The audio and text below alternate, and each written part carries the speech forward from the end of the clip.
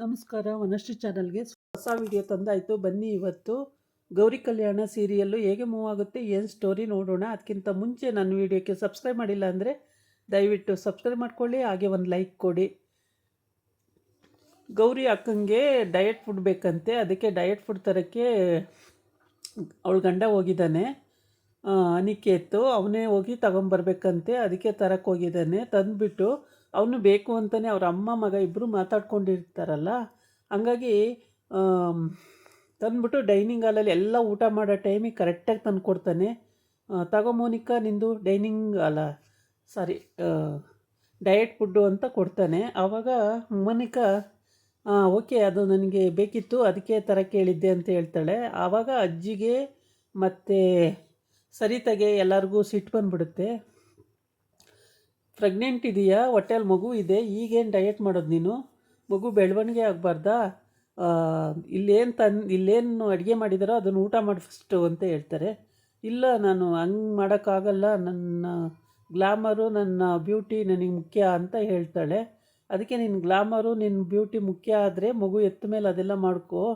ಇವಾಗ ಹೊಟ್ಟೆಲಿ ಮಗು ಇರುವಾಗ ಆ ಥರ ಎಲ್ಲ ಮಾಡಬಾರ್ದು, ಊಟ ಮಾಡು ಫಸ್ಟು ಅಂತ ಹೇಳ್ತಾರೆ.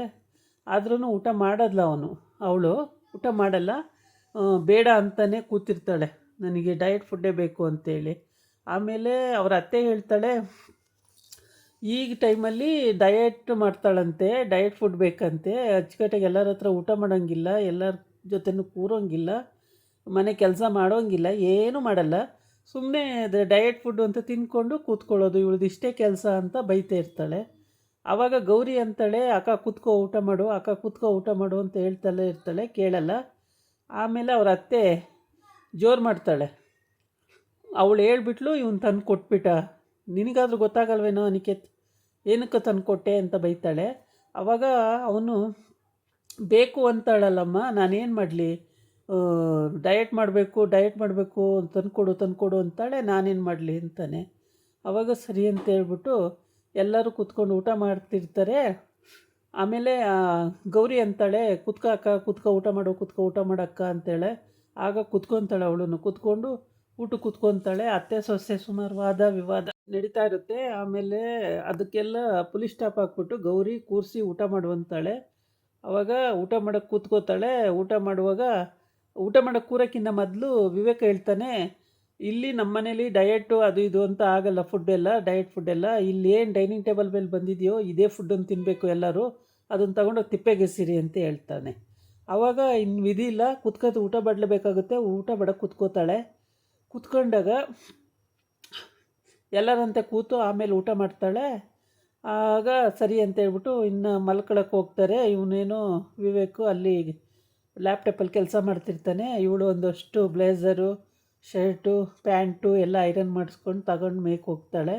ಆಮೇಲೆ ಏನು ಹಿಂಗೆ ನೋಡ್ತಾ ಇದ್ದೀರಲ್ಲ ಯಾಕೆ ಅಂತ ಕೇಳ್ತಾಳೆ. ಒಳ್ಳೆ ಕತೆ ಆಯ್ತಲ್ಲ, ನನ್ನ ಕೆಲಸ ನಾನು ಮಾಡ್ತಾಯಿದ್ದೀನಿ, ನಿನ್ನೇನು ನೋಡ್ತಾ ಇಲ್ಲ ಅಂತಾನೆ. ಆಮೇಲೆ ಸರಿ ಅಂತೇಳಿ ವಾರ್ಡ್ರೋಬ್ ತೆಗೆದುಬಿಟ್ಟು ಅವೆಲ್ಲ ಜೋಡಿಸ್ತಾಳೆ, ಕೋಟ್ಗಳು ಎಲ್ಲನೂ, ಸೆಟ್ಟು ಎಲ್ಲನೂ ಜೋಡಿಸಿ ಹೆಂಗಾರಲ್ಲೇ ರೆಡಿ ಇರುತ್ತೆ, ಹಾಕ್ತಾಳೆ.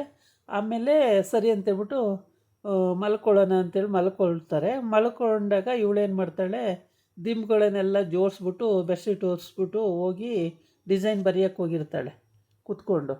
ನೆನ್ನೆನೂ ಕೂಡ ಡಿಸೈನ್ ಬರೆಯುವಾಗ ಸಿಕ್ಕಾಕ್ಕೊಂಡಿದ್ಲು, ಆದರೆ ಸುಮ್ಮನೆ ರಂಗೋಲಿ ಬಿಡಿಸ್ತಾ ಇದ್ದೀನಿ ಅಂದಿದ್ಲು. ಇವತ್ತು ಪಕ್ಕ ಸಿಕ್ಕಾಕೊಂಡಾಗ ಇವನು ಡೈರೆಕ್ಟ್ ಬರಲಿಲ್ಲ. ಇವತ್ತು ಕದ್ದು ಆ ಕಡೆಯಿಂದ ಬಂದು ನೋಡ್ದ, ಡಿಸೈನು ಬರಿತಾ ಇದ್ಲು. ಆವಾಗ ಇವನಿಗೆ ಅನುಮಾನ ಕ್ಲಿಯರ್ ಆಯಿತು, ಡಿಸೈನ್ ಬರೆಯೋದು ಇವಳೇ ಅಂತ ಗೊತ್ತಾಯಿತು.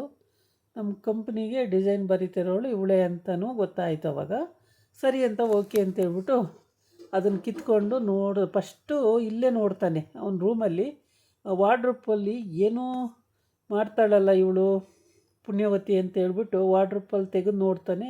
ಸುಮಾರು ಪೇಜು ಡಿಸೈನ್ ಬರೆದಿರ್ತಾಳೆ. ಅದನ್ನೆಲ್ಲ ನೋಡ್ಬಿಟ್ಟು ಇಷ್ಟು ಚೆನ್ನಾಗಿ ಬರೀತಾಳ ಡಿಸೈನು.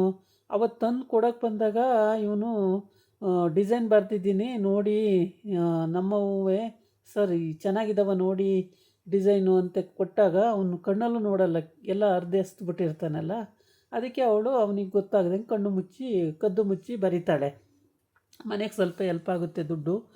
ಅವ್ರು ಯಾರೋ ಸೇಟು ಬಂದು ಅಲ್ಲಿ ಹಿಂಸೆ ಕೊಡ್ತಾರಲ್ಲ ಅಂತೇಳ್ಬಿಟ್ಟು ಹೆಂಗೋ ದುಡ್ಡು ಬಂದರೆ ಆಗುತ್ತೆ ಅಂತ ಅವಳ ಐಡಿಯಾ ಇರುತ್ತೆ. ಇವನು ನೋಡ್ತಾನೆ ಎದ್ದು ನೋಡಿದಾಗ ದಿಂಬಾಕಿ ಬೆಡ್ಶೀಟ್ ಹೊಚ್ಚಿ ಮಲಗಿಸಿ ಹೋಗಿರ್ತಾಳೆ. ಆದರೆ ಇವಳು ಹೋಗಿ ಎಲ್ಲ ಸ್ಕೆಚ್ ಪೆನ್ನು ಎಲ್ಲ ಇಟ್ಕೊಂಡು ಅಲ್ಲಿ ಬರಿತಾ ಕೂತಿರ್ತಾಳ. ಇವನು ಇಲ್ಲ ಡಿಸೈನ್ ನೋಡೋಗಿರ್ತಾನೆ. ನನಗೆ ಗೊತ್ತಿಲ್ದಂಗೆ ಬರಿತಿದ್ದಾಳಲ್ಲ ಅಂತ ಹೇಳ್ಬಿಟ್ಟು ಸರಿ ಇವತ್ತು ಕಂಡಿಡ್ದೇ ಹಿಡಿತೀನಿ ಅಂತ ಎದ್ದು ನೋಡ್ತಾನೆ, ಇಲ್ಲ ಅವಳು. ಆಮೇಲೆ ಸರಿ ಅಂತ ಹೇಳ್ಬಿಟ್ಟು ಎಚ್ಚರ ಆಗಿ ಸರಿ ನೋಡೇ ಬಿಡೋಣ ಅಂತೇಳಿ ಬೆಡ್ಶೀಟ್ ತೆಗೆದು ನೋಡ್ತಾನೆ, ಅವಳಲ್ಲ, ಬರೀ ದಿಂಬುಗಳು.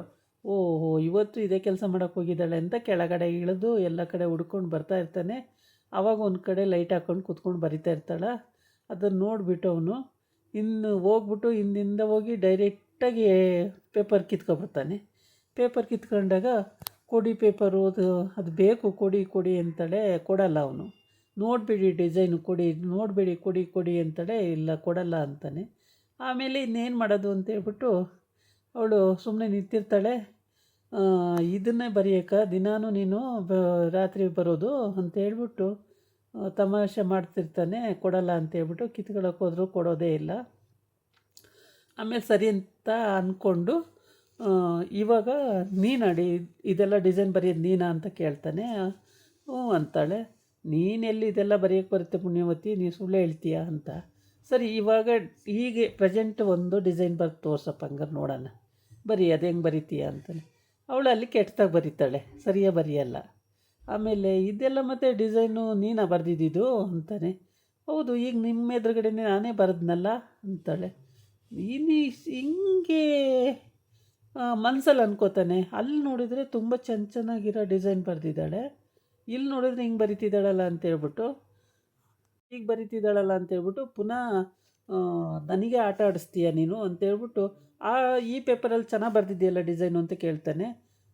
ಇಲ್ಲ ಅದು ನಾನೆಲ್ಲ ನೋಡ್ಕೊಂಡು ಬರಿತಾ ಇದ್ದೆ ಅಂತ ಹೇಳ್ತಾಳೆ. ಎಷ್ಟು ನಾಟಕ ಆಡ್ತೀಯ ನೀನು ಅಂತೇಳ್ಬಿಟ್ಟು ಇದಾಗಿತ್ತು ಇವತ್ತಿನ ವೀಡಿಯೋ. ನಾಳೆ ಇನ್ನೊಂದು ವೀಡಿಯೋ ಜೊತೆ ಬರ್ತೀನಿ. ನಮಸ್ಕಾರ.